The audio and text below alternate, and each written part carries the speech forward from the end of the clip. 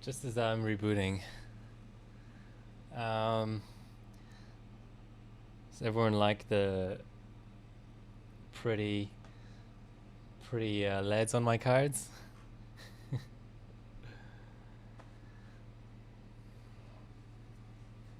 Oh, what's wrong, Windows 10?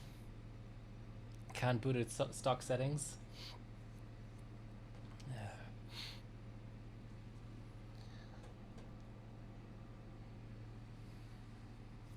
That's even worse. At least my internet is doing well. Okay, right.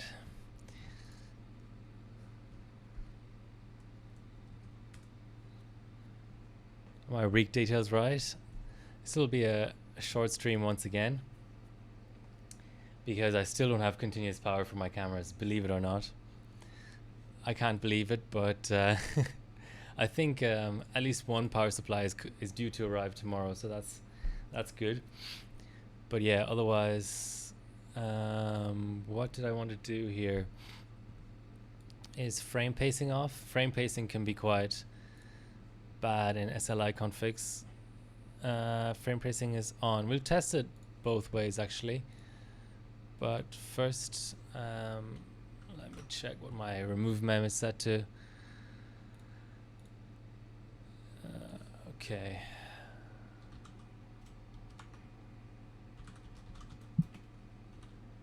I'm also already very much regretting this camera setup right next to me.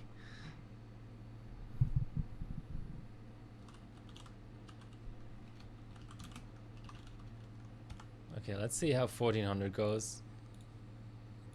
This is supposed to be a mobile bench. So let's have a look. Oh, 0, 0, 0. Makes some sort of sense, doesn't it?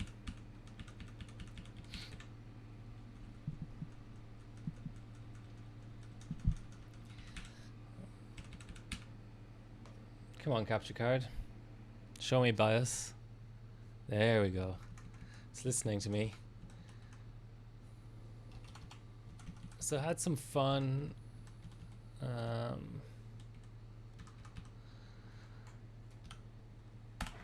I had some fun running 3 Mac 11 performance two-way. Not on these cards though. I ran it on my MSI Lightnings.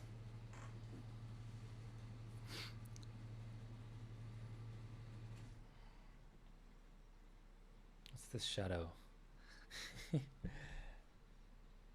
Laptop. All right. So it's showing me 78. So I need to retry through that.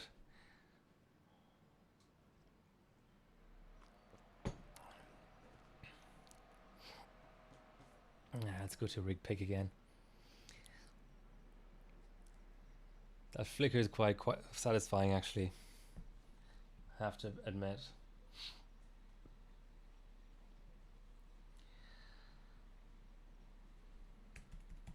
And my chat isn't working, which is really unfortunate. Just gonna have a look in Nightbot if Nightbot is reporting the chat.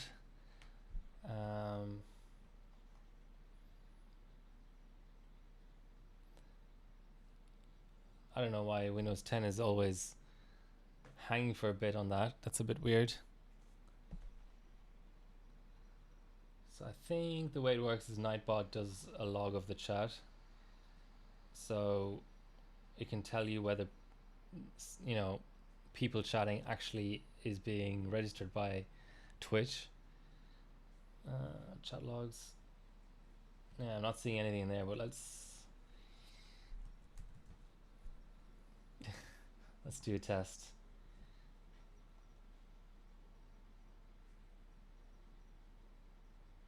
I don't know what kind of delay is on chat log, but at least it's showing up on stream, so that's something. But now display is gone. Oh, it's not even gone. It just decided to show me a black screen. All right, so these are my 3 Mac 11 settings, which are reasonably good. I mean, not for CPU, ignore CPU, but memory, I'm doing a 3866, which without active cooling and without, fiddling around too much with voltages, that's fine. C12, whatever. And oof, what was that all about? Let's try that again. Okay, it doesn't want to load something. That's fine. I remember the settings. It was 53 on the CPU and 50 on the on-core. Ugh, and I hate this auto scroll crap on. Okay, well, it's applying. So 3 Mac 11 entry was funny on these cards because we've got, as you can see, all the votes. I should probably explain. So here we have the display card, and then obviously second, third, fourth card all on water.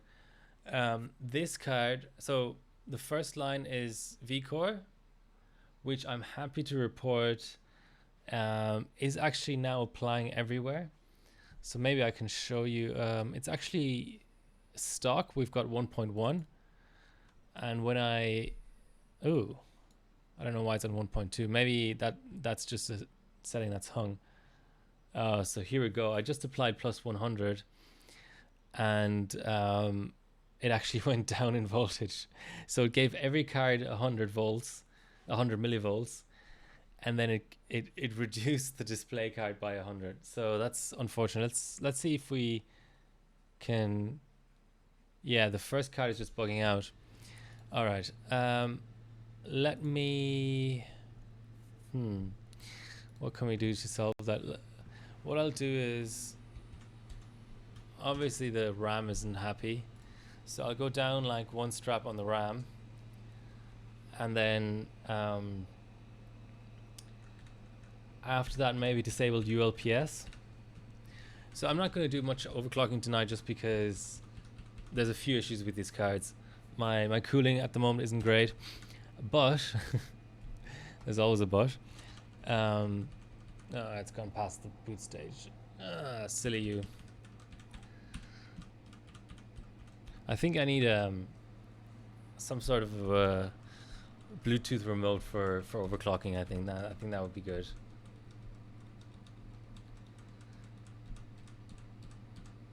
What do you think, guys? So I don't have to reach across to press buttons. Chance to knock like a camera or a mic or something.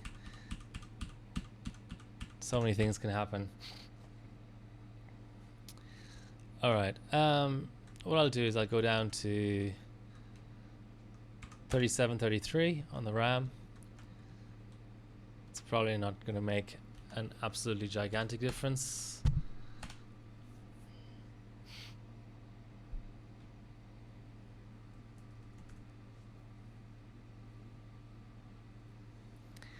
So I'm calling these, while we're booting here, may as well go this cam.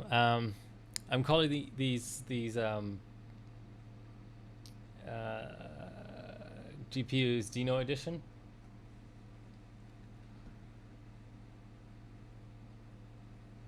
Because they came from Dino.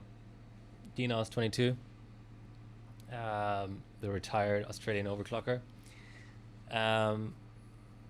They did Heaven Extreme 4-way world record back in the day, which 4-way at the time was overall world record, whereas I think now it's just two 2080 Ti's. Oh, I've gone into some sort of Windows. Oh, maybe not. I thought it was going to try and restore. So you see the. Let me go back to explaining these voltages. The top line is vCore. So we've got a stock 1.2 here on the display card, and then 0, 0, and then almost 0 here, and almost 0 here. Oh, why is that so loose? Oh, that's just the LCD that's loose. I have to glue that in. So what you're seeing here, I think this is going to be pretty instructional for people just starting off with multi-GPU configs.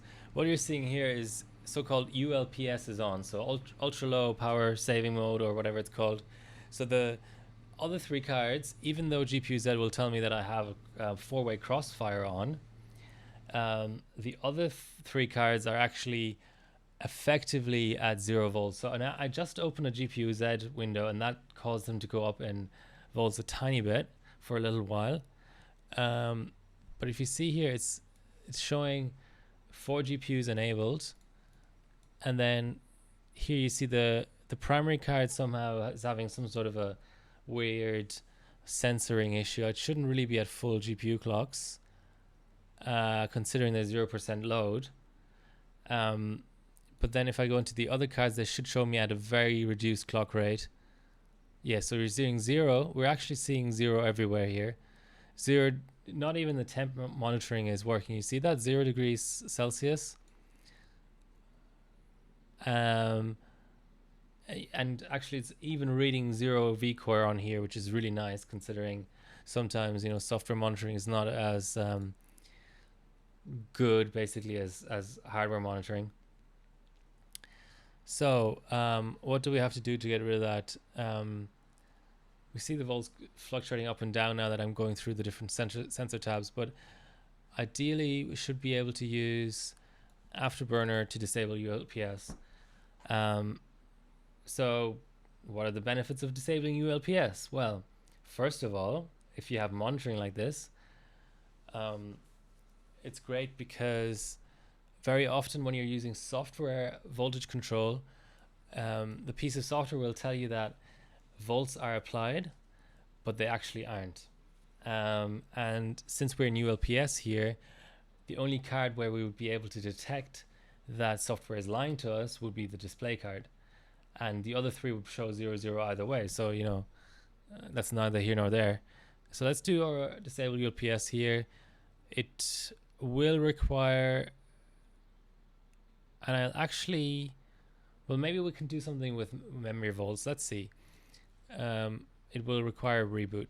So hopefully now on reboot, you will see the cards stay at a full volts.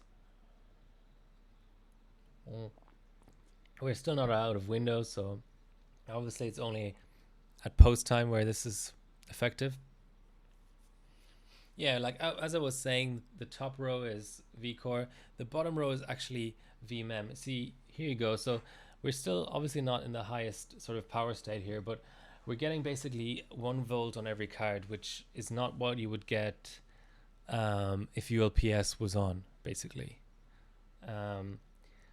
And so somebody who's probably already spotted the other issue I'm having with these cards. So first of all, I don't have enough voltage control. I'd like to be able to go to 1.3, 1.4, thereabouts. But actually, I also have a loose VMod down here.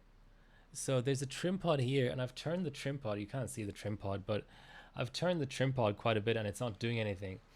And for these are Elpida GDDR5 cards.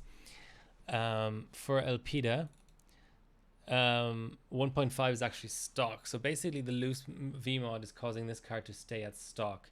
These other two are still set to whatever trim level that Dino had them at last time he ran them, which was 1.7, and you know 1.7 is pretty, it's probably a bit high for a multi-GPU config like this with not enough active cooling, but it's all right. It's I'm not going to get worried about it. But by right, what I should probably be doing is turning down those trim pods so they line up with all the other cards, but let's not worry about that. Okay, so now we've got every card at 1.2 core volts, and I'll keep it at that. However, what I will show as well is maybe we'll get memory voltage control. Probably, maybe not actually on these cards. Let's try standard MSI. Still the plus 100. No mem. But we do get aux voltage, but I'm not going to do anything with aux voltage because there's actually a trim pod on the other side. No monitoring. I'd have to attach a digital multimeter. But there's a trim pod for aux voltage, which is very, very important for cold and display dropout issues. And at stock the other day, I was having display dropout issues in certain benches already. So that's a big problem. I should have taken a video of it or something. I was benching blind. So I was doing 3 Mark 11 entry 2-way on my MSIs, which I have down here actually. I may as well show you them.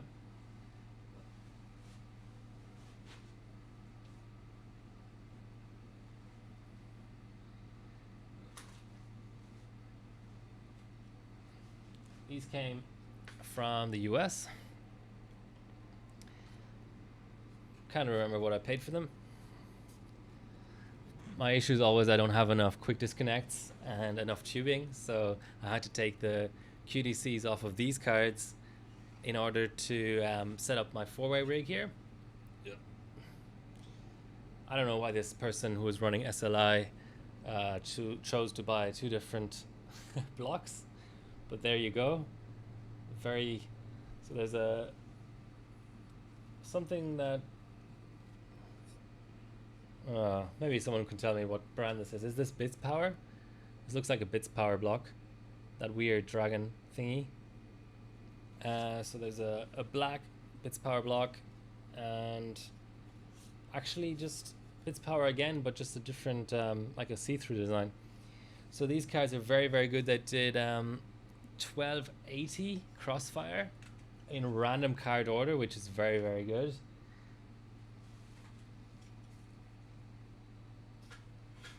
So I'll be coming back to those. My main issue is that my 7900X RMA was completely useless. Are people having problems connecting to chat? Because I did earlier, so that's the only reason I'm asking. If everyone wants to lurk. Bits Power, hey Ginger. Nice to see you. No beer for me right now, unfortunately. But that's okay. Yeah, okay, cool. So chat is working. I have one more show and tell for all of you fine folks. Or maybe two. Maybe two. I'm a liar.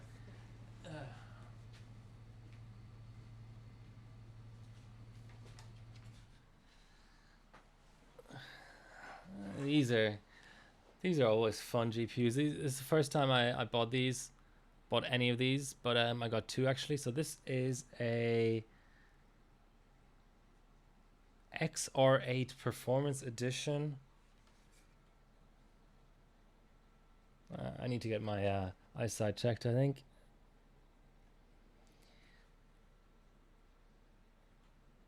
XR8, what vendor is that?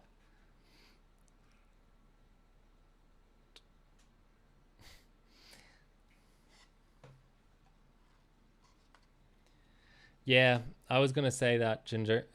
So this is an EVGA, but these will SLI nicely together.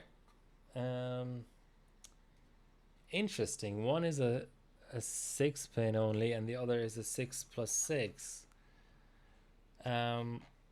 Yeah, and they have 3 SLI tabs, but I would assume that's up to 3-way. And NVIDIA started off with 2-way and then went 3-way and then went 4-way. And I don't think these cards are new enough to do 4-way. Yeah, so the country's burning. I don't know. I don't want to get too serious, but it is quite a serious state of affairs right now. I have no idea if this is the best map to be showing you guys, but here's the wildfires, and I mean hazard. This is everything. This is, I think you can just about make out the legend there on the side, but basically every little flame is a wildfire.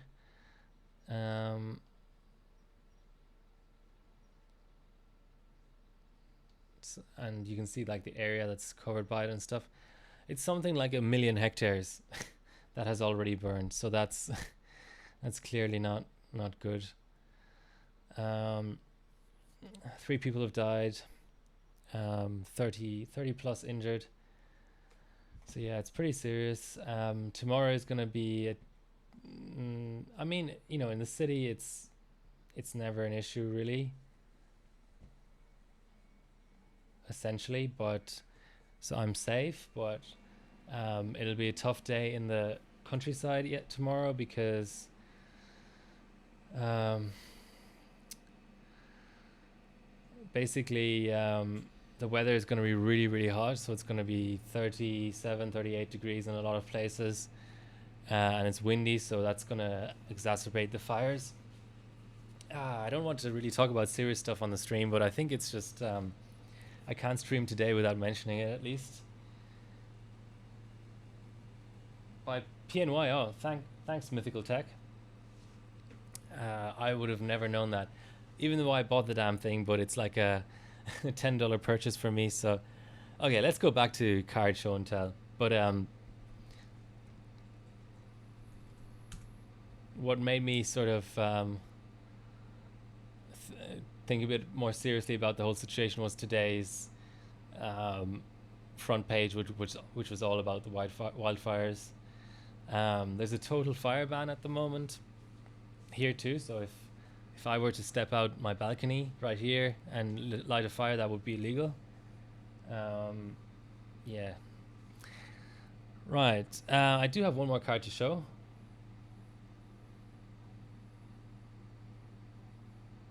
Thanks for making it that you won't sleep tonight. Oh, where are you based? If you're going to sleep now, that means you're West Coast US, maybe?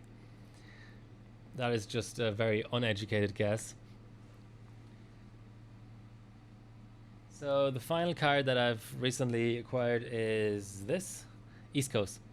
Okay, well, whereabouts? Philly, New York, DC, Boston? Well, you don't have to say, but I'm just curious.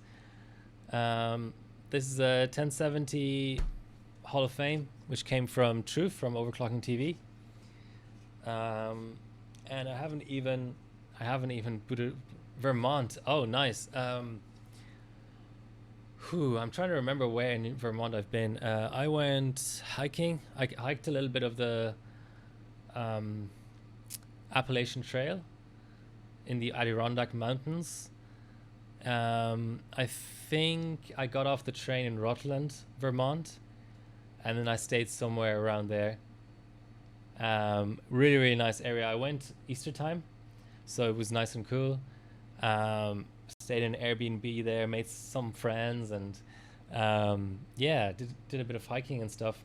I really want to go back actually, but I hear the ice. Well, when I was there probably 3 or 4 years ago, and then when I was there, everyone talked about how the ice crisis is pretty bad around there. I didn't really see any evidence of that, but yeah, hopefully that's gotten better since then. All right, some overclocking then. All right, so I'm going to leave voltages alone because I have no control except the aux voltage, which is pointless because I have a trim pot for that, and it's not really that relevant for ambient overclocking. But I'll do a stock run. I'll load up my 3Mac11 profile. I'll actually go to 5.4. What's wrong with Turbo V? Turbo V is really causing a lot of issues. Let's go 5.4. That applied.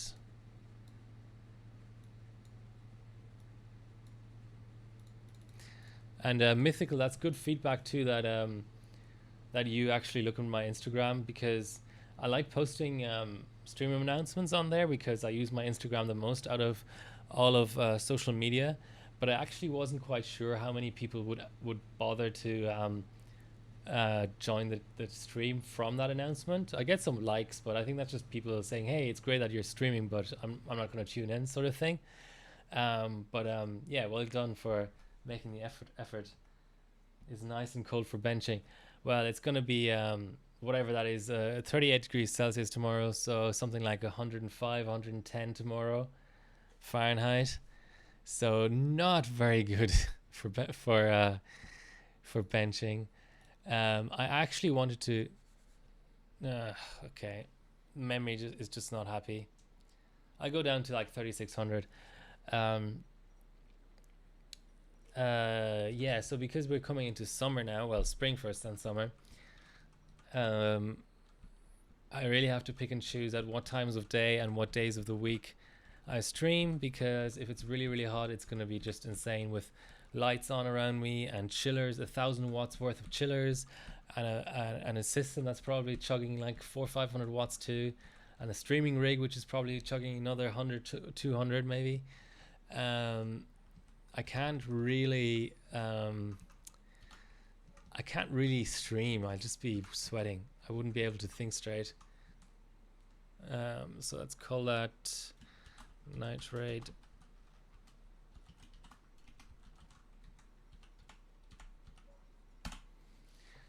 I'll have to check if.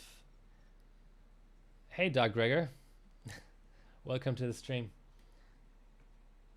Nice voltage mod. Yeah, it's a work in progress. These cards have not been benched since I think 2013 when they took the world record in a few different benches.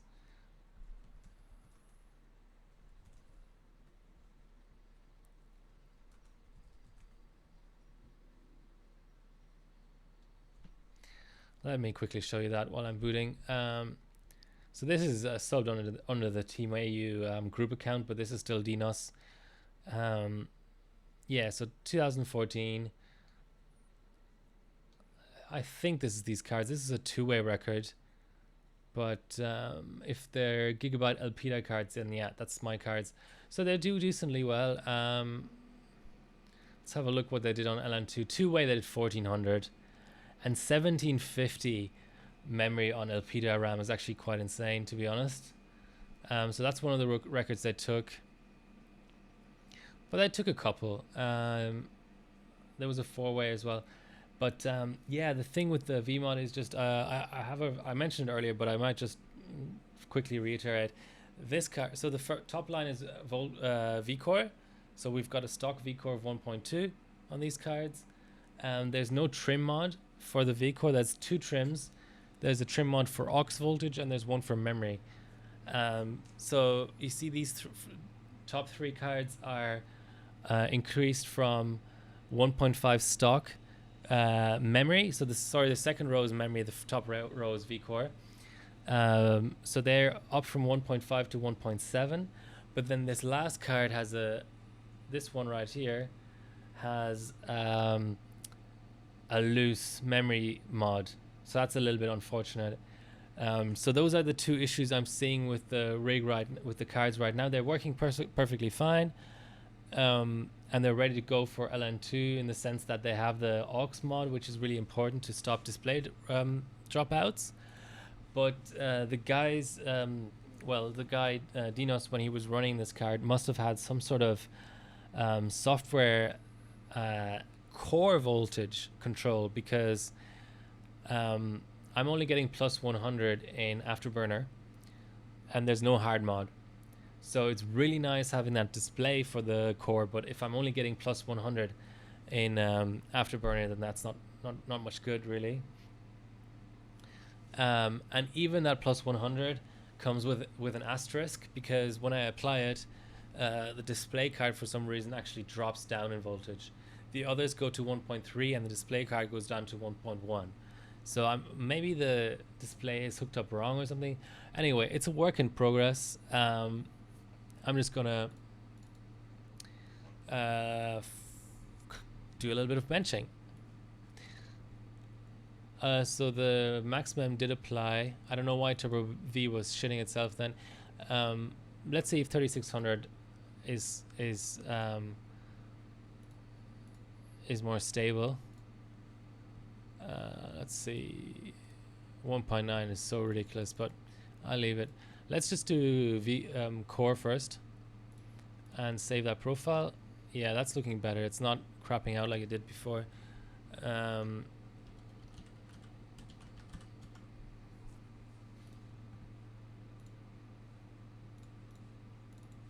So let's see if we can get a run going.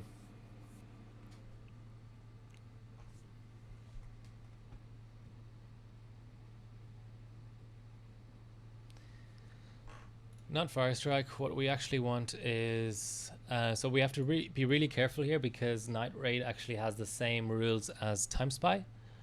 So I have to make sure that Tessellation is on, which it is.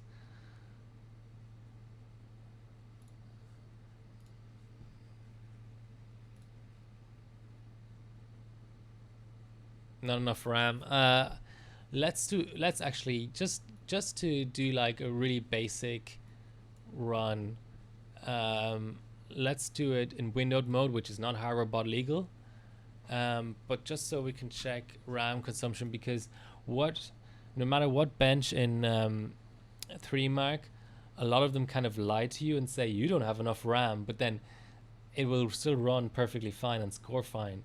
But then you have to be able to distinguish between, is it bullshitting me and am I actually low on RAM? So let's do a windowed run. Let's have the memory graph up here. Again, this is not hardware bot legal. 775 benching. I have some good chips and I have a Rampage Extreme, but I find, to be honest, I find it memory management weird. Is it just getting too hot or something? Okay, what I'll do is I'll drop down to 1.8 volts and see if that helps. So 775. Okay, I don't think you need to see the boring bias part. We need to automate pressing delete on the keyboard. Come on, bias.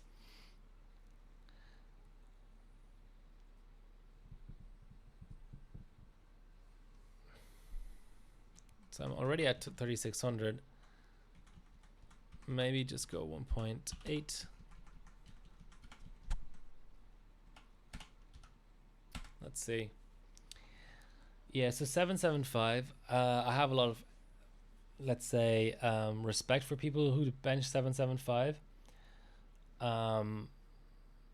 There's a lot to it. It's quite difficult because very often you're battling BCLK as well as multiplier, whereas on modern platforms it's just about multiplier basically. It's very hard to get memory efficiency right on 775. But yeah, I have Rampage Extreme, and on the DDR2 side I have Gigabyte EP45 non-T Extreme.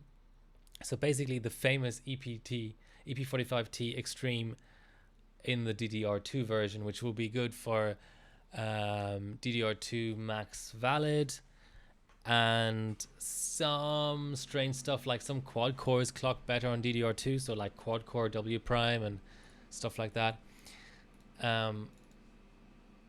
Maybe the 5.4 overclock was a bit ambitious too. I'll try again, but I'll keep that in the back of my head.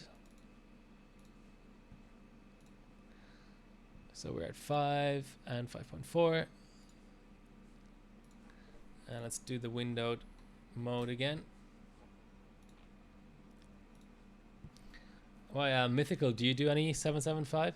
I mean, I have tons and tons of chips. I have some pre-binned, really, really nice, like 600 BCLK plus chips from Noxonite. What's this all about?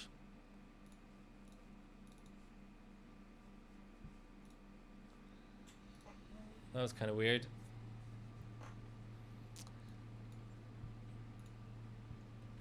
So I definitely have some motivation to do 775, maybe for Country Cup. There is a stage in there. Sometimes the graphical tests have GTs, as we could like to call them, have wildly different memory allocations. So it's usually worth actually just running both GTs. Physics is usually not as heavy, but I get a pretty good idea. I mean, Night Raid is intended to be sort of like a next gen mobile benchmark. Oh yeah, let's just rerun that.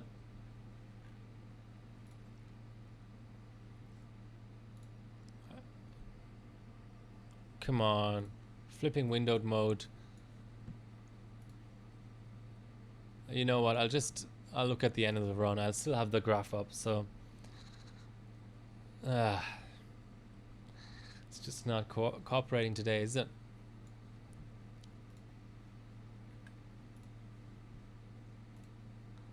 Okay, GT1 and GT2 non-windowed mode.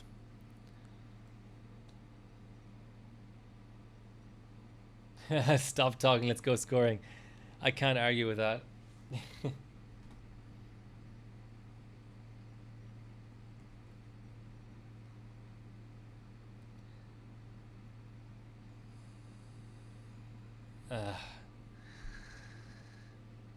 Okay, maybe it really does need more RAM.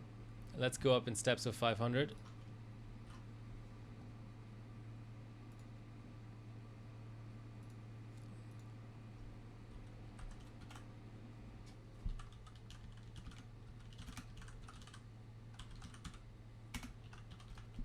So we were at 1400, let's try 1350.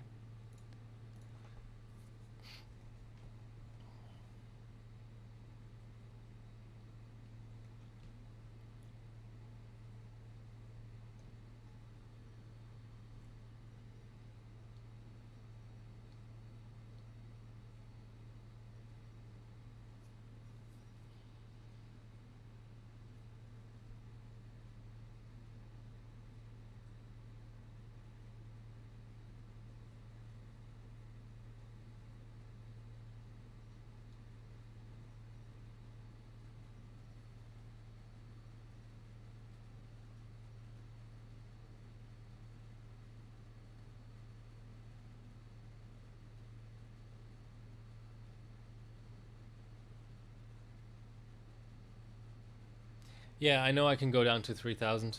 For God's sake, what the hell?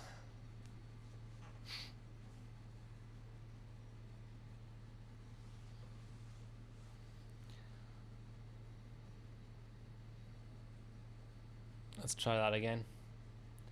Unsolicited, yeah. 775. A lot of people did 775. That socket lasted for so long. Yeah, I'm just getting constant reboots.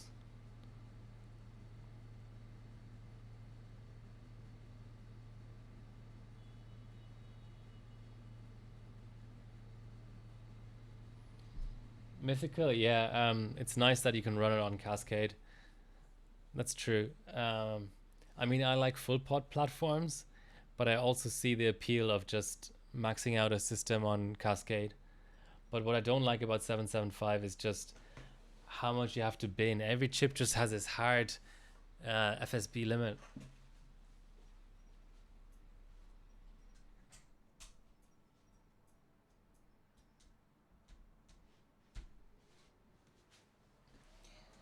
All right, let's just go back to stock RAM, and then we'll do a CPU only, CPU overclock only.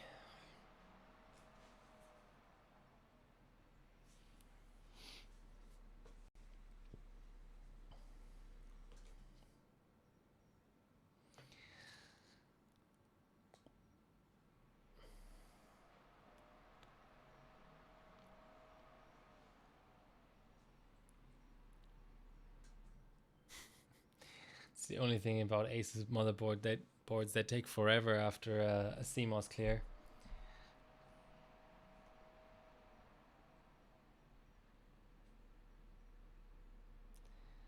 So Ginger, there's no wildfires down near you, right? It's all up here in Queensland, New South Wales, a little bit in Victoria as well.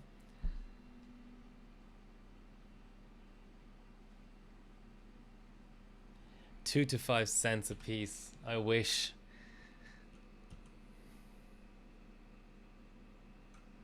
It's a good way to spend your time, though. Bidding chips for 2 to 5 cents a piece. Does anyone remember the rig pick from Extreme Addict, where he literally just, as a rig pick, put up him weighing kilos of 775 CPUs, like 20 kilos of CPUs or something that he'd been through?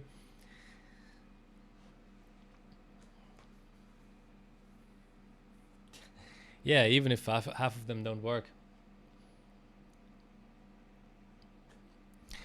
All right. Hopefully this will be the last of it. So we've got 3 gigabytes of mem. Let's see if we can now do a windowed run with memory performance tab open.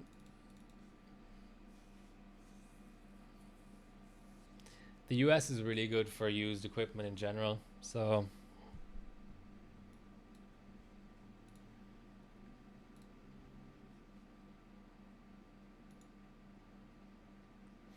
fuck it, let's just do a full run.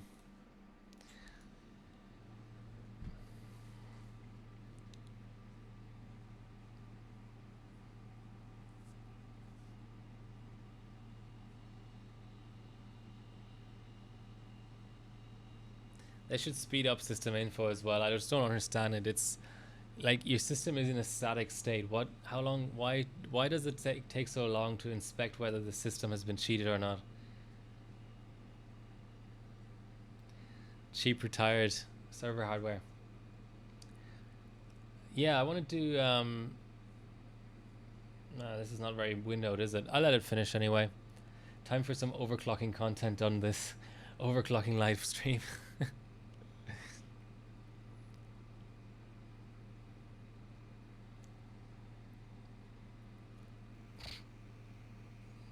$350 FPS, nice. So who on the stream hasn't seen night rate before? I only know it because I had to run it on AMD iGPU for last Country Cup was when this became a thing on HiRobot. So those are the 2 newest benches from FutureMark, or now called UL, are Nitrate and Port Royal. Nitrate is more of a mobile optimized DirectX 12 bench, as far as I know. And Port Royal is ray tracing only, so that's NVIDIA RTX only, which is just so exclusive that I have no interest in that. I don't have any cards that support it, so. But Nitrate is fun. It's always fun when there's a new UL benchmark.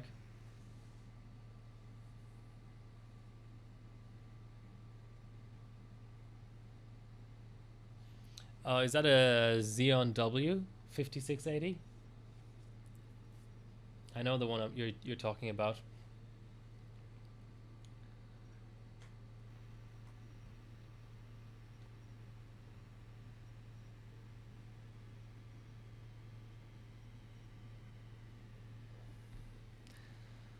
So GT2 is much higher frame rate usually. Not really sure why. It seems just about as intensive, but probably on the back end it's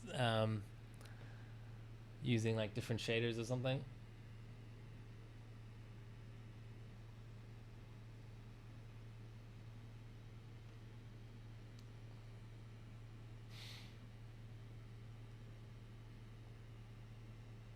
So yeah, incredibly, I still don't have power for my cameras.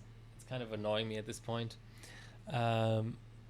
What the camera manufacturers do is they make it really hard for you to supply DC power to a camera, because if you're familiar with the little round plugs used for DC power supplies, they use a really uncommon size, 1.7 millimeters, which 1.3, 2.1 and 2.3 and 2.5 I think are all really common sizes, but 1.7 isn't. So it's quite hard to go into a hardware store and find that plug. And on top of that, you need 1800 milliamperes, which is most DC power supplies are 500 or milliamperes. That's the name of the unit, isn't it? A lot of power supplies will be 500 milli or 1 amp or 1.5 or 2. 2 is uncommon, so I'm going to be using a 2 amp power supply. But then also, if you're familiar with the tips, you can have the tip be positive.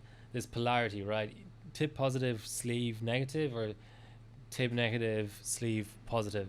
And tip negative to see positive is so much more common that all the generic power supplies you can buy are well, here we have a result 75k, but it was a custom run. That seemed to run fine though. I mean, it was on the high side in terms of memory utilization, but I think we're good.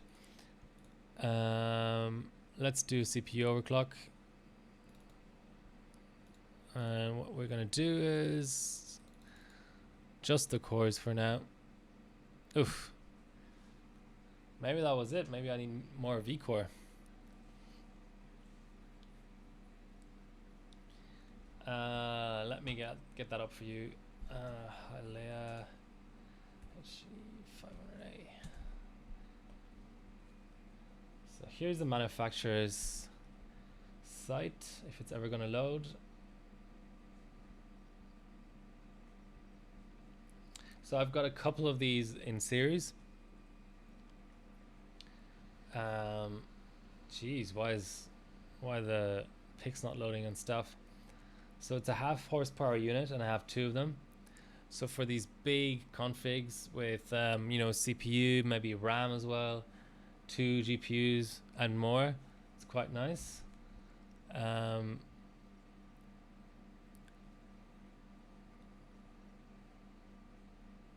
Oh, there's even a BitTech review.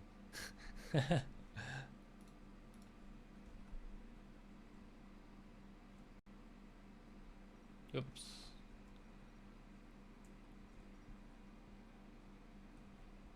No, I haven't modded it, and for good reason. Let me start a run, and then I'll go into the whole Sub-Zero modding thing. Okay, what we want is a flat 1.45 V-core.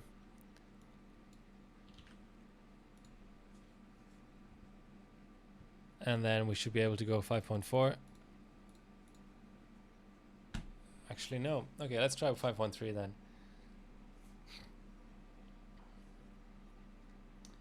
I don't know about Europe, Dark Gregor, but in Australia, the HC300A is a really bad deal because it costs basically the same as a 500A, but it has less capacity. And I find myself that when I have a really high power CPU under there, like HEDT, and 2 or 4 power hungry GPUs, that in order to be able to keep a nice flat temperature, I really do need the 2 500 watt units.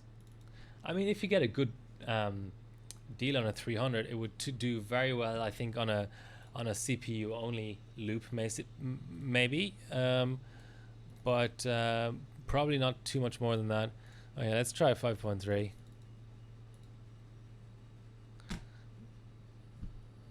The hell? Is it just an issue with Turbo V itself?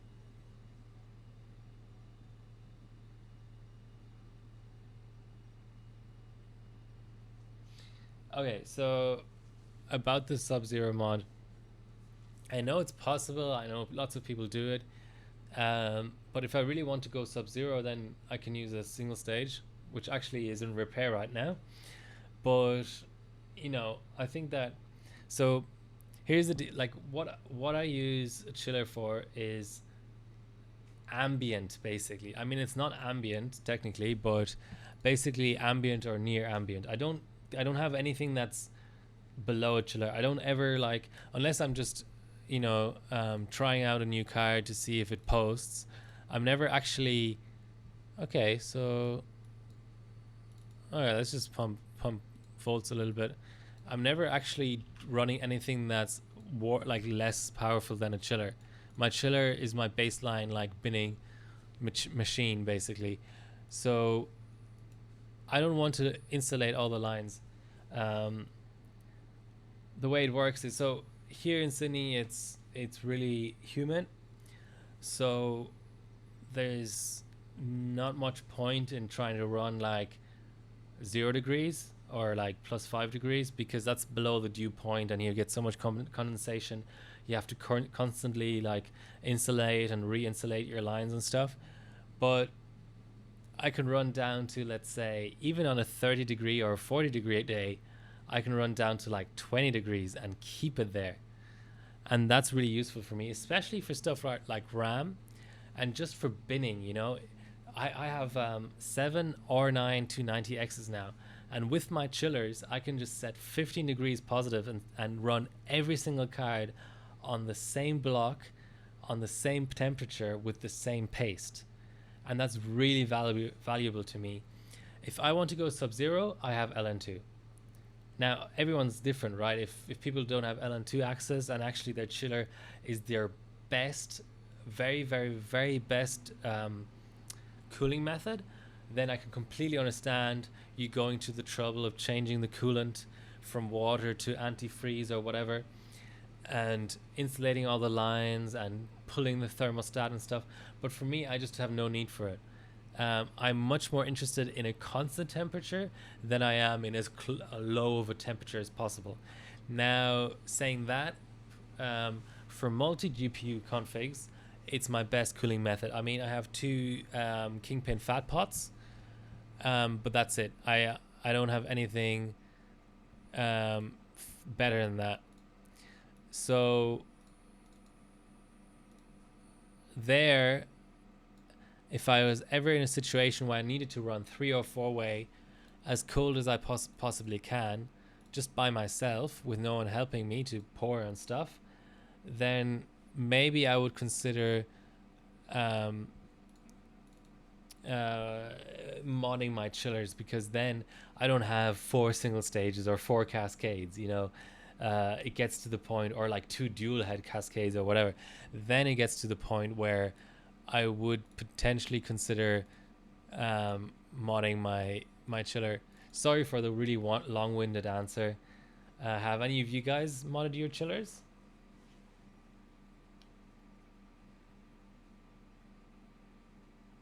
Cooling beer, yes, that's a much more important endeavor, I have to say. So for anyone not in the known, Ginger is actually the official beer supplier of the Australian Country Club team, and every year he brews up a new batch of homebrew, and we're all eagerly awaiting this year's batch when we meet for our annual traditional bench meet in a secret location at a secret point in time, of course.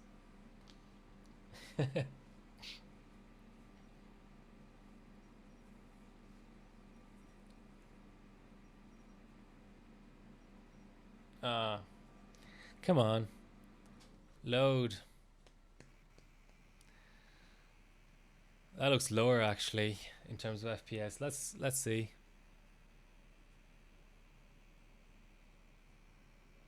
I thought last time it was consistently over 300.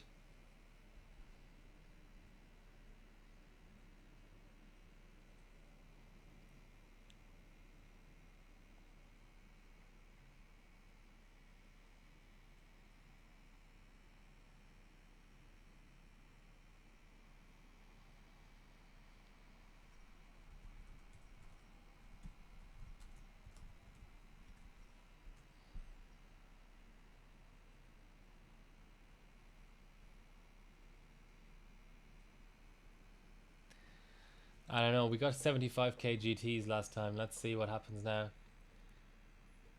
You should be able to see the V-core maybe drop a little bit under load as well.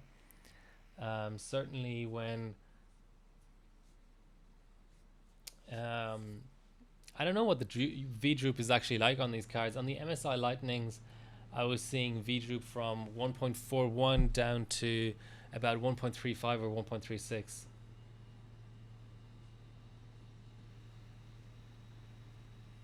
Yeah, I mean, for those who like to mess around with single stages and chillers, more power to you. But I like it when my cooling solutions are plug and play, or maybe plug and pour.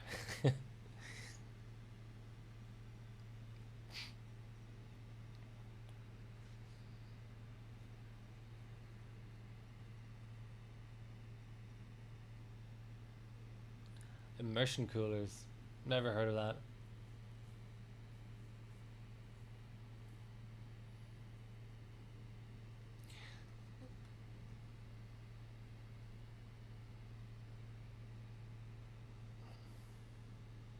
I'm glad my internet is behaving today. But I do fear that in about 20 minutes to half an hour, my camera batteries will start going. But that's okay. I didn't intend to stream for too long. Let's make this 20 minutes count.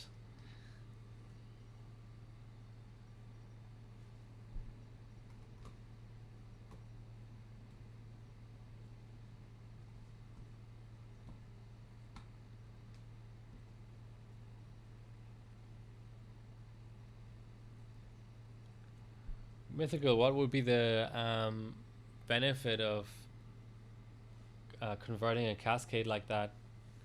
Just so you can like chill more components at once? Because cascades are pretty good. I wish I had a cascade.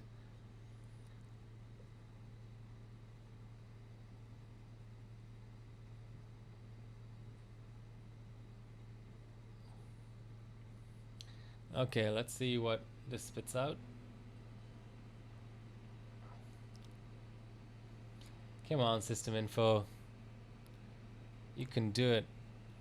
So we dropped 3K on the GTs for some reason. Not really sure what that's all about, but we're certainly gonna save this result. So what's our overall score? 46.9.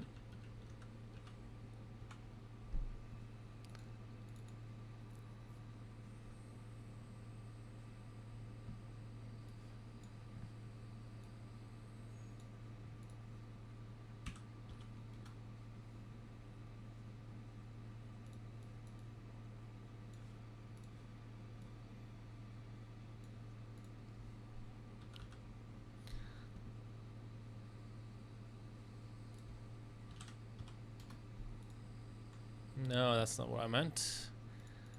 Okay, mainboard tab it is. Where's my capture utility? Here it is. And I hate the way that GPU Z hides down there.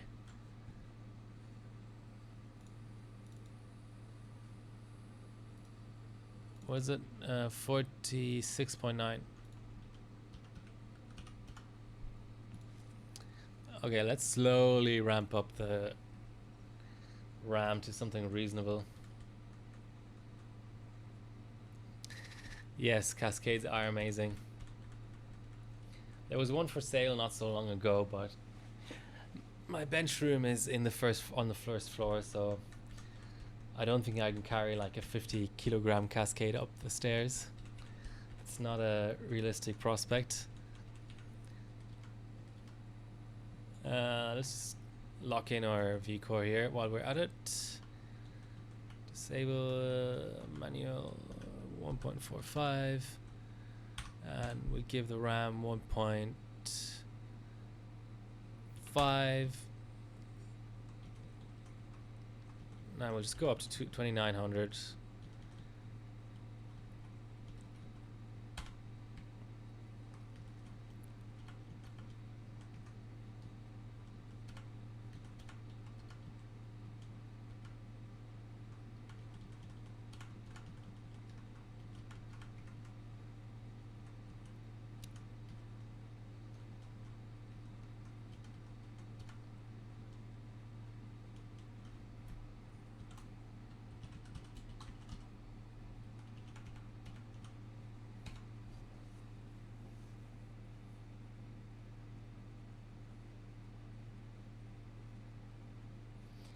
LN2 is $10 a liter in Vermont.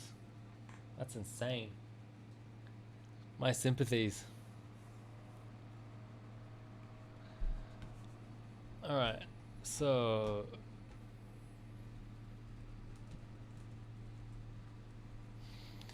no one has run Nitrate 3-way before, and 4-way we should be able to beat.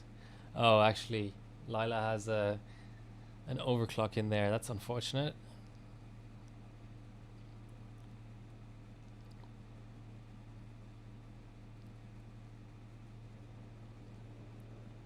Wow, 55k graphics. Oh yes, this is on Threadripper, so that's actually already beaten.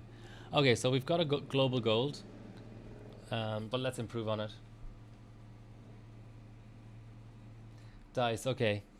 That would make me into a dice bencher. Here it's actually the other way around. It's like $15 a liter for $15 a kg for dice, and $1.50. This is all Australian, so it's like more like $1 US for LN2.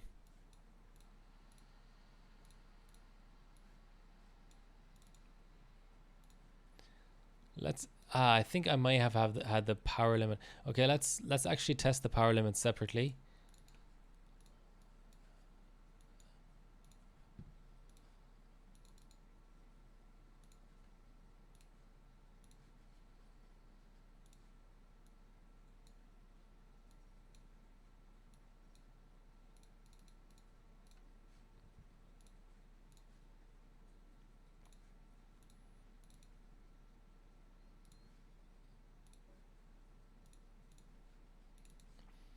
So that was global gold on stream. Nice. Funsol. Funsol is an old timer, isn't he? He's been around for a long time. I remember seeing his name, 10 years ago. So let's see how much RAM scaling we see. We should be able to see quite a lot, because going up from 2133. I thought he was West Coast actually, but my memory isn't the best. Yeah, I bet so. Whenever you stick around community for that long, you're usually a nice person. Let's put it this way.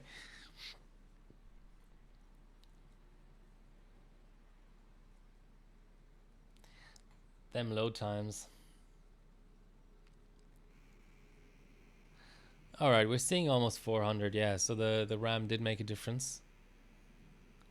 Next, I'll do power limit.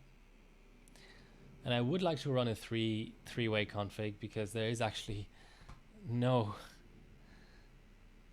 result whatsoever three-way, which is kind of funny. Like, it's literally not listed. It should be in between here and here, and it's just not listed. Oh, yeah. Yeah, this is... we were dropping into the 200s last time. So this is quite the improvement.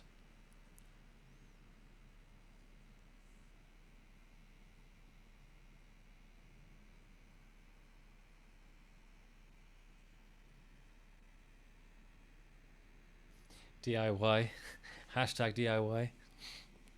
I'll have to use that sometime. Okay, there goes a GT1. GT2. Maybe we'll see like 700.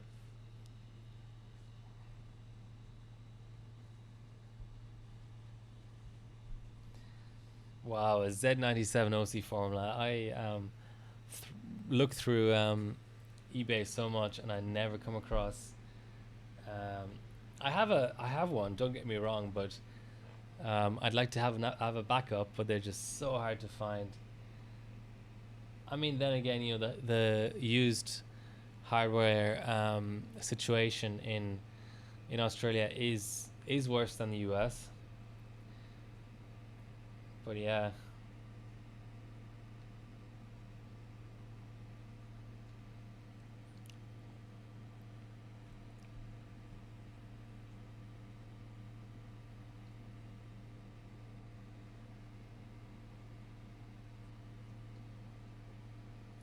An X299 Dark is also a nice board. I mean, I have an OC formula, which,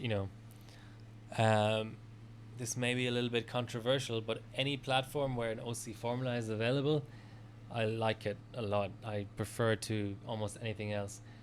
I mean, the Apexes are alright, but I wish I could revive my MOCF. If anyone has any ideas on anything related to MOCF, the Z170 MOCF repair, I'm all ears, because it's just throwing 0-0 with all chips.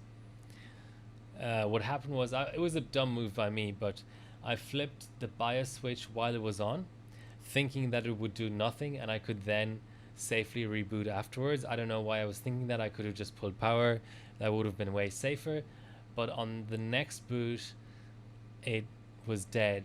Both biases were dead, or I don't know if it's the bias, but no matter what I did, a long clear CMOS, whatever you can think of, pulling power, reflashing the biases externally. Oh, there we go. That was, wow, that was a 10k more for graphics. Okay, so graphics seems to be memory related. Yeah, I mean, I think the board is salvageable. It doesn't have coffee mod or anything like that, so I suspect that it's somehow salvageable, but I just haven't been putting time into it because I have an Apex 9, so the my uses for that are quite limited. But now that XTU is dead, you know what the MOCF was really good for was locked chips for XTU, for getting that exact 103 BCLK. But that's not a thing yet anymore.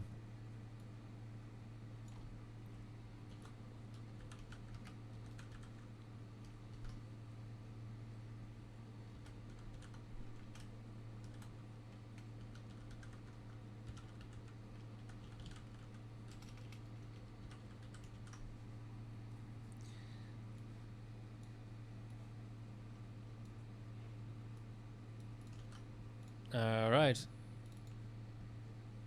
That's a 53.4. Okay, we're getting places here. I like to actually just try high RAM without the tight timings. That's usually easier to pull off.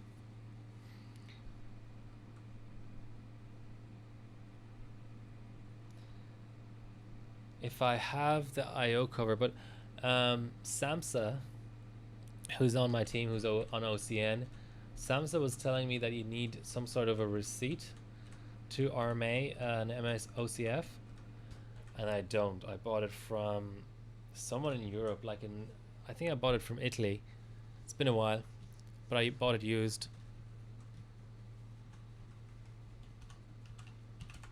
But I do have the IO cover, but it's plasti dipped, so I would have to spend quite a lot of time removing the plasti dip.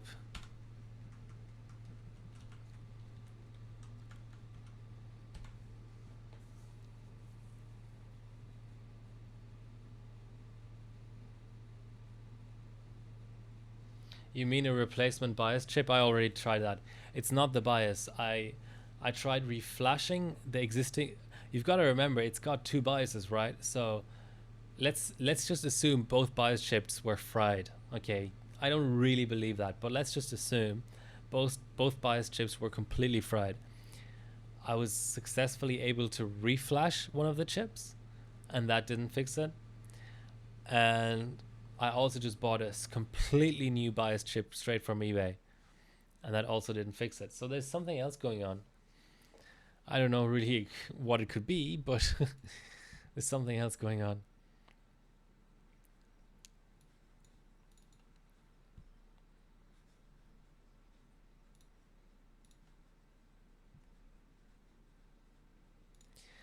So now we're at 3600 CL15.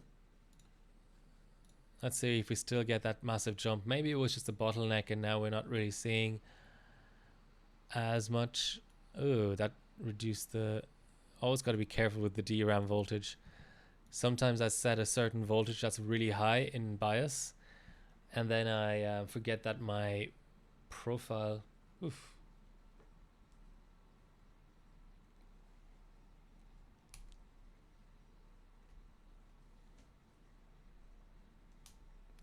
And that's the first battery gone.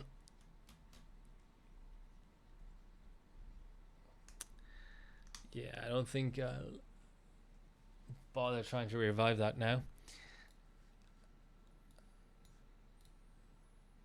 I can, however, set it charging. That might be an idea.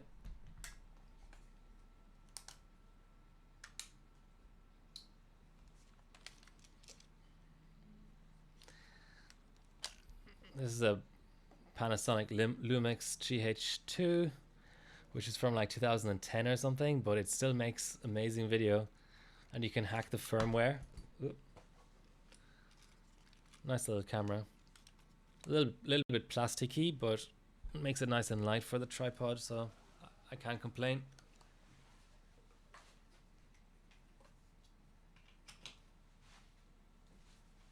All right. Hi, Matthew WRS. Long time no see.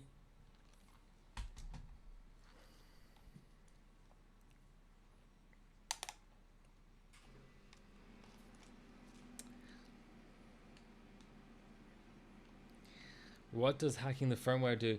I haven't hacked my firmware yet, but to give you, it's such an old camera that hacking the firmware, like, it's insane what you can do with it. It's like almost limitless, the stuff you can do with it. Oh, my encore didn't set. But to give you like a too long did not read about it, stock output from straight from the HDMI port out of that camera, which is what I use for streaming, stock output is capped at 720p or 1080i interlaced, which, you know, is not really that useful for for anything anymore now that CRTs don't exist anymore. Oh, that Turbo V. So that's what it does stock, is it, if you want progressive output, P output, you max out at 720p. And the max bitrate is 28 megabits on quite an old codec, like an old version of X264 or something. So 28 megabits sounds like a lot, but it ends up actually being quite limiting, especially on high ISOs and stuff. Hacked, now I'm not really sure whether this is applicable for live streaming, whether like the sensor will overheat or stuff or whatever, but certainly for like short clips, people have been able to achieve 1080p 60. So previously it was 720p 60 hertz, 60 frames per second, or 1080i, which ends up being basically 30 frames a second. So with the hack, you get 1080p 60, and you go up from 28 megabits to 178 megabits, which even by today's standards, there's a lot of cameras that are limited to 150. So 178 is freaking insane. Yeah, that frame rate isn't looking all that impressive.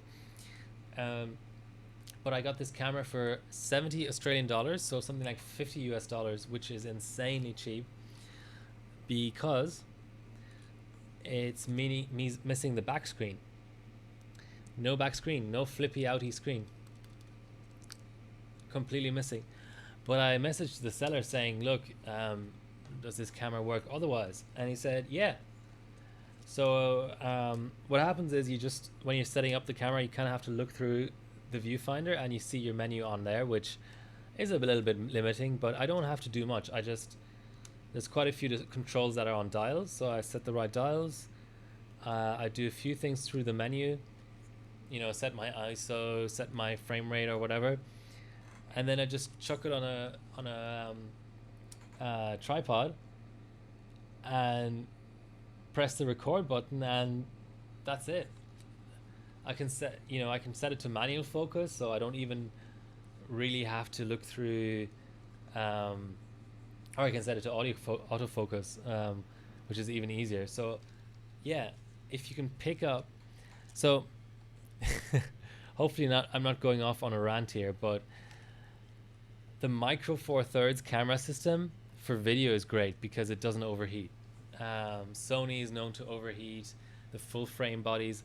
I would be scared to use a really expensive, like $1,000, $1,500 camera for live streaming, because you're using it for hours. You're using it for absolute hours and hours and hours. Micro Four Thirds, the cameras are so light. I can probably balance this on one finger. You know, it's just it's just insanely light. They're cheap. They still give you good quality, as you can see. And I mean, I'm only just starting. I haven't really maxed out the quality of these things, you know. You have a good lens system. You can use adapters. You can adapt like cameras from, you know, lenses from the 50s and stuff. And if you can get a GH2 like this, or you can get like sometimes people sell cameras with a mark on the sensor, which will actually only show up at certain settings. So I would not hesitate to buy a camera like that. Or sometimes you can get a camera that has a broken mechanical shutter, but actually the electronic shutter is all you need for video. That is insane. Getting a deal like that is absolutely insane. Yeah. And I mean, the main camera I've got right here, that does 4K. And that's like in US dollar terms is like a $200 camera, 250 used, and it just does everything you need, you know? So I don't know. Just because I come a little bit from a photography background, I always think lenses before bodies, you know? Like you can, Panasonic has a full frame camera now for like $2,500, but it's big, it's heavy, there's no lenses for it yet. All right, we have a result. And it's lower from what I can see. Yeah, we had a 74 run. 73.4. I named that wrong. 73.4.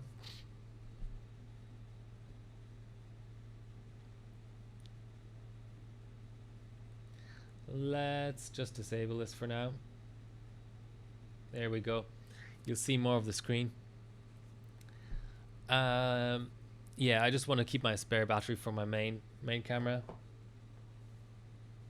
All them GPUs. Yeah. I think you just missed it, but yeah, there's a lot of GPUs.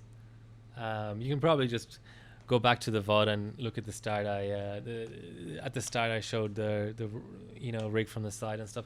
Anyway, so that's what was the point of all this? Shit, I already closed my results. Damn, I don't know what happened now. Okay, let's just try a GPU overclock. A really you know, minor little overclock.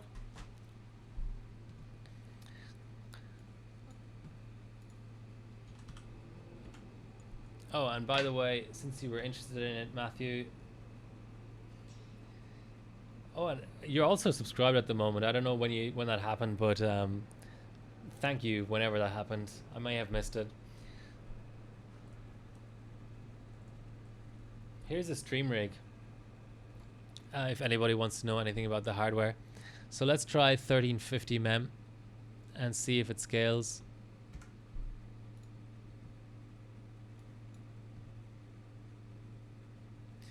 Let's just do a quick render test as well, which always seems to hang. I don't know. Oh, okay, fair enough. Let's run that.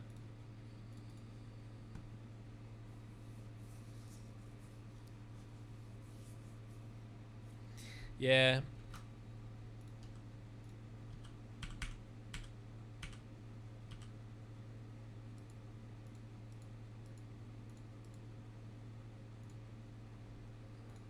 There you go, all them GPUs. So this generation of graphics card was at the sort of beginnings of GDDR5. So you can actually get R9 290Xs with SAMI, Elpida, or Hynix. I showed these cards before, but these Lightnings are SAMI. But actually, Elpida is not that bad because it likes cold in a sense. So that's nice. Excuse me. I was talking to Dinos and Young Pro, the guys who bench these cards, and they actually really like these reference gigabytes because they're easy to hard mod. These cards have aux voltage and memory voltage mods on them. Simple PCB. VRM is still good enough on cold.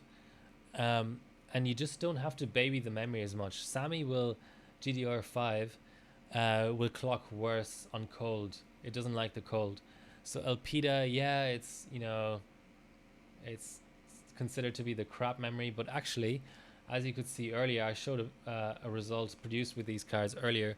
They did 1750 memory on cold, so there's cold scaling, and they scale with volts as well, which I think Sammy is a little bit of a mixed bag with memory voltage scaling.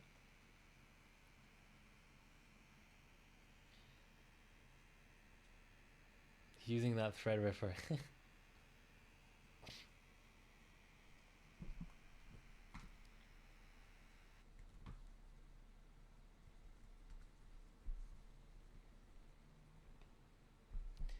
Yeah, so this is the link I posted earlier, just because the graphics. I mean, these tests we've seen a few times now. So here's my main lens that you're seeing me through now. The 25 is what's on the backup camera, the GH2. Nice and light, plastic lens. Fisheye I want to get into. I have a third cam on the way. I want to like mount it above my screen somehow with a Gorilla Pod. So that will be the this 7 Artisans lens. And then I can adapt my, where's the adapter? This cheapo, like $20 adapter or whatever, can adapt this macro lens that I already have for my Nikon cameras to maybe show like some PCBs and stuff on stream. That would be the third cam as well. What is a fisheye lens? That's a really, really great question. So there's two types of fisheyes.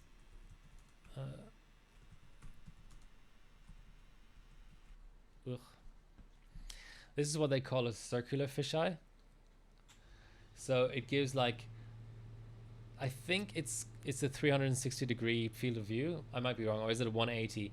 So it gives a really, really wide angle view, but it does it in a circle. So it doesn't cover the entire rectangle that your camera captures. It just gives you a circle inside of that rectangle. So circular fisheyes are like really sort of artistic niche lenses. But then there's also a so-called full frame fisheye, which is what I have. These are all circulars. Yeah, so you're talking something a little bit more like this.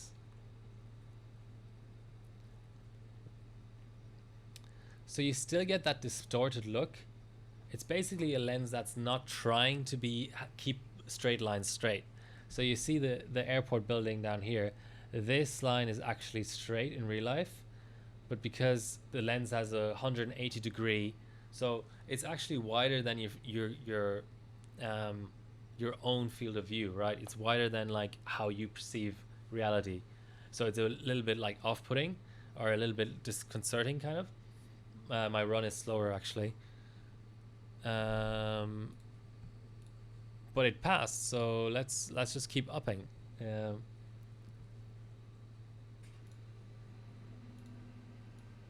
Oh, it didn't take, did it? Sorry, let's try a power limit actually. Why am I just constantly getting these hangs? It's like the display driver is resetting itself.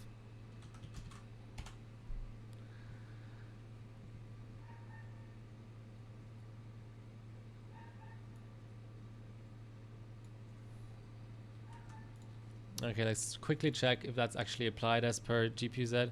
No, it's not going to work. Okay, let's go down to 3 cards straight away and just get that score out. That's not what we want. We want this. And what we actually want is, funnily enough, the cards are numbered 1, 2, 3, and 5. Can you see that? I don't know why. I don't have a card 4. It's kind of spooky. Let's do a 1, 2, 3 configuration. No, Matthew. Elpida, I think we're bought by Micron or Hynix. So you cannot, you basically cannot buy GDDR6 or 5X in Elpida because it would just be it doesn't exist because the manufacturer doesn't exist anymore. You have a D100 infrared. That's really cool. What kind of shooting do you do? Are you like landscape, astrophotography, people? So okay, we're back down to three cards, which is the really nice thing. You don't have to pull any bridges or anything. Let's just run that, and then I may have to end the stream with maybe a little bit of a Q&A or whatever. But I just can't see me getting a higher score out of this setup right now. Maybe I can try 100 more core, but let's see. Okay, so back to the fisheyes. So did that explanation make sense? This is the kind of fisheye I have bought. It still fills the frame, the entire rectangle here, but I don't really want to zoom in.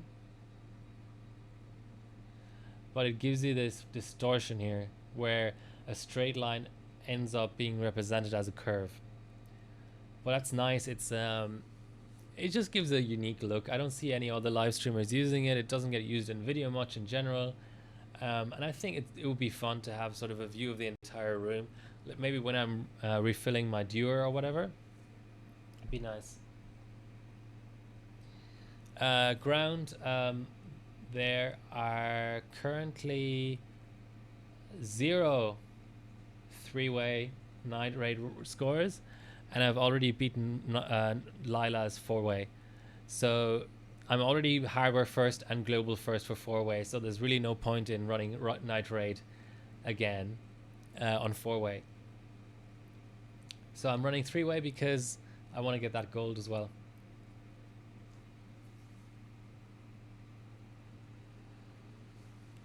Yeah, straight lines are curved.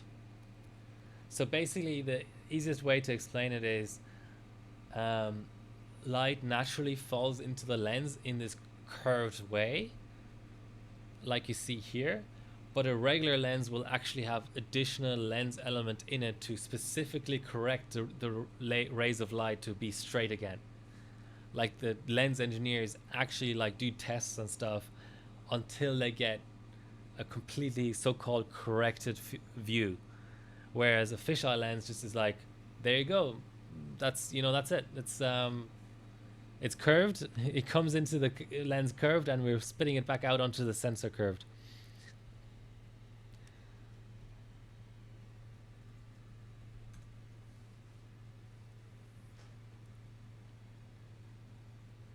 I wonder, superposition I think is completely out of reach, so not sure if I'm going to bother with that. I don't have any time spy scores, I don't think, in 3 and 4-way, so I might do that. But superposition I think has been heavily benched. Yeah, I don't have 2, 3, or 4-way time spy. I might just do a quick 3-way time spy, and then I'm gonna. Yeah, G-Skill B-Die. It came from Mika on the forums. It's the, I think it's the 3866 bin. It's the non-RGB. Oh, that's interesting. So my buddy, what's his name on Bob and Zed, still has the 3-way time spy on the 1080 Ti, but Kingpin took the 4-way back by quite a margin actually. I've got a couple of kits. I won a Galax kit a while ago, which I haven't really binned against this kit. It's technically illegal because it's a gift, because it's part of a competition. It's illegal for me to sell that kit. So what I'm actually hoping for is that the Galax kit, it's a non-RGB as well. Galax kit is a little bit better than these Trident Zs, and then I might just sell those Trident Zs because I also have Flare X, 2 kits of Flare X, which I use for quad channel. So there's really no reason. Ooh, that's almost the same score. Seems very like CPU and memory bottlenecked, to be honest.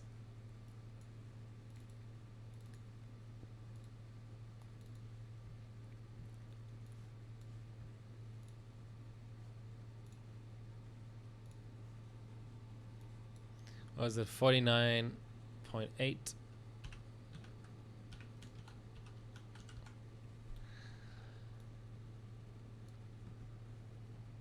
an hour and 36 minutes in, and the battery's still going strong, so that's nice. Kind of unexpected.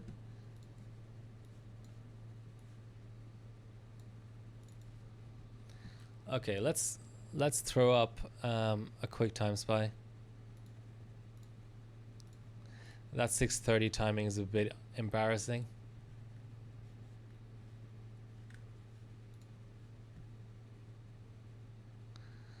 It has enough RAM. Yeah, I haven't messed with any of the other DDR4 ICs yet.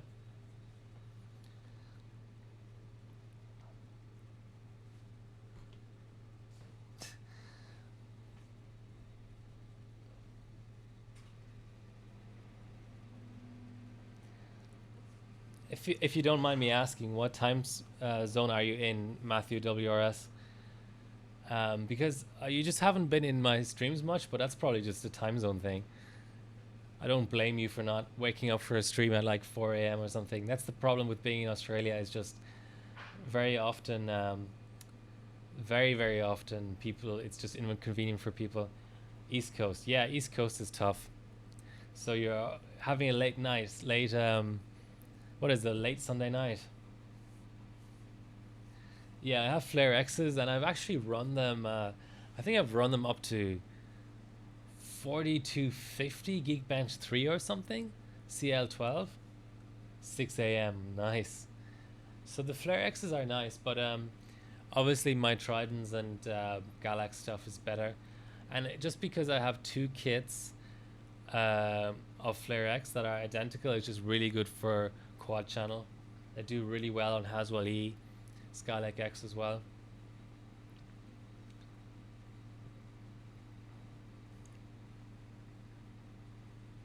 Yeah, that's the thing. Talking about what's my command? Jeez. Talking about other overclockers.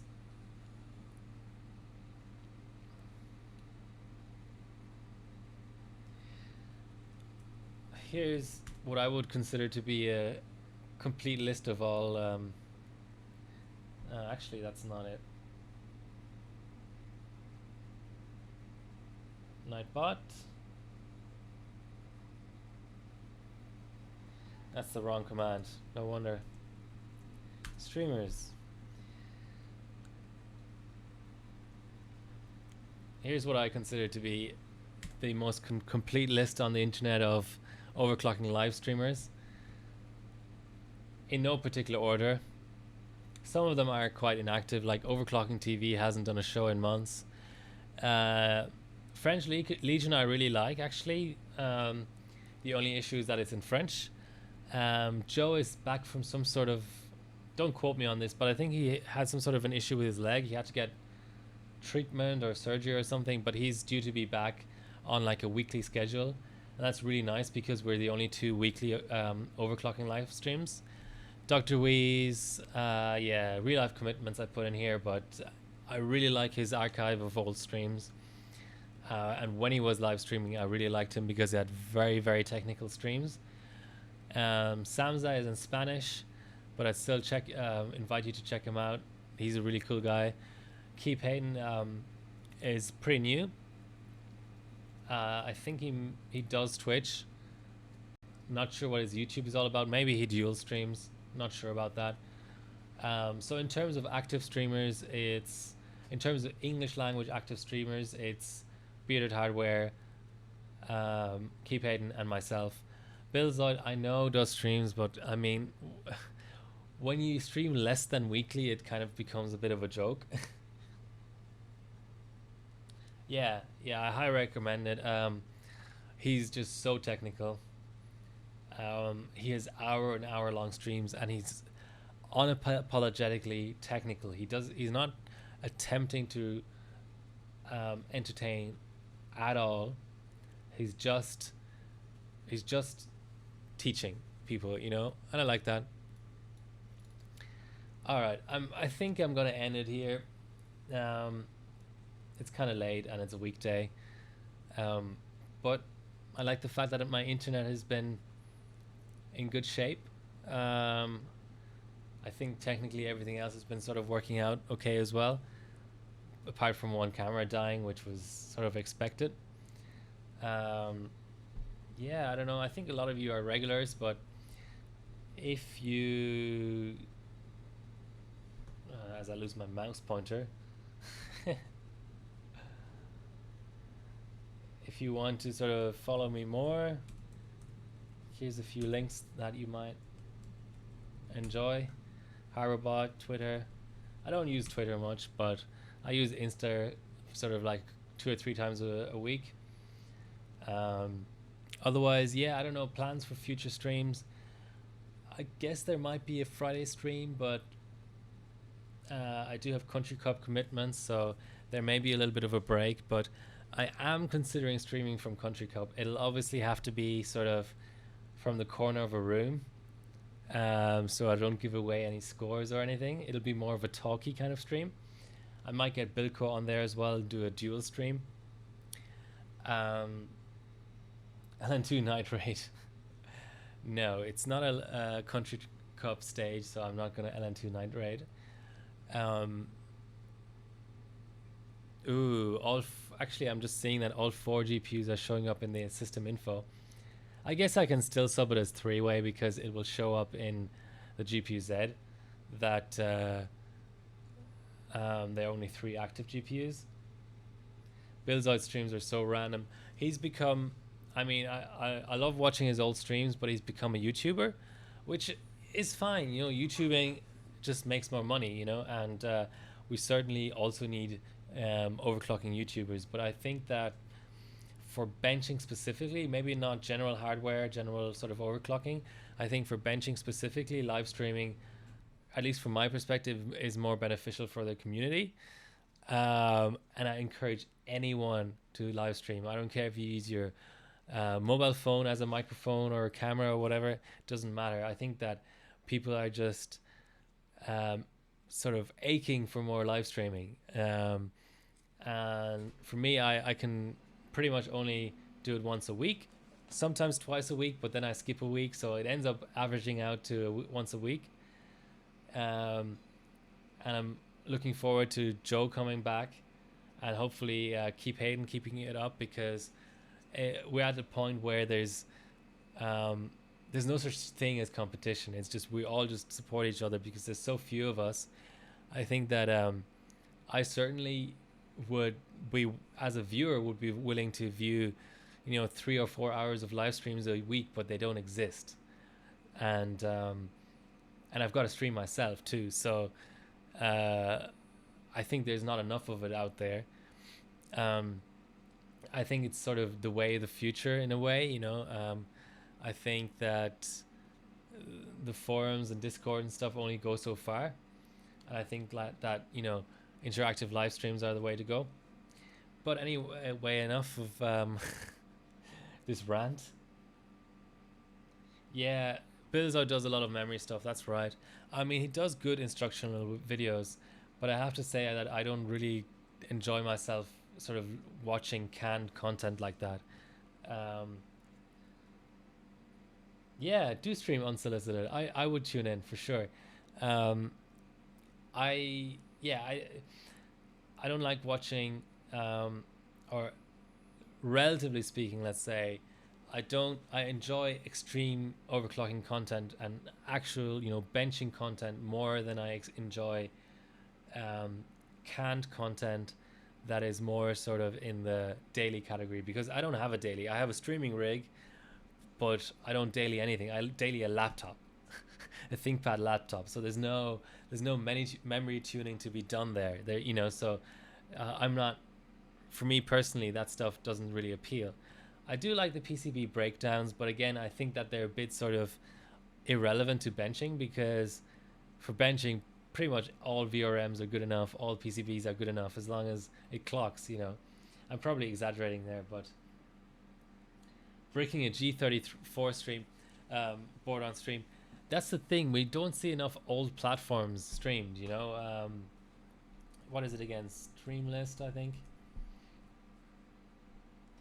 Yeah, so I mean, I'm doing my best to cover all bases, but it will take me a long ass time to get through. So my sort of idea is to stream everything, stream every platform. So I'm getting there. I've done both versions of Threadripper. I've done 2 out of 3 versions of AM4. You know, I've done quite a bit of old AMD, but there's a lot of gaps there, and that's just AMD 2D.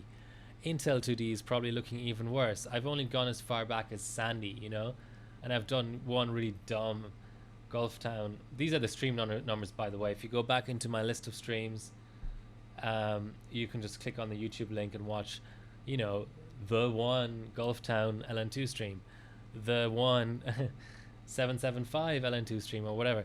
But then if you look at, you know, 3D, I'm just doing the two, you know, this is Livestream 61. This is the first time I'm streaming Hawaii. You know, I wish I had 5 or 10 Hawaii streams out, but I'm just one person, and I only stream once a week, and I'm only quote unquote on Livestream 61. You know, all this stuff, I have all of these cards, but I just haven't gotten to it yet.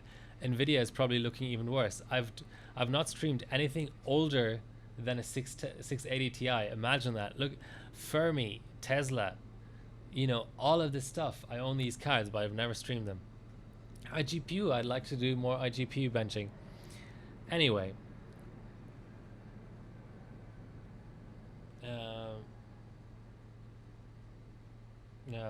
killed your Rex. Yeah, sympathies. Who are looking, right, just mainly for the consumers, honestly, who are looking to buy stuff. Yeah, that's right. And I mean, that's a bigger market. You get more views that way and stuff. But I just look at benching, and that's it. And it's cool that he works with Gamers Nexus. And I like that Joe works with Gamers Nexus as well for the LN2 streams.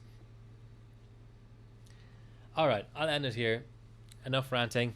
Thanks for watching. You know, like, share, subscribe, and all that.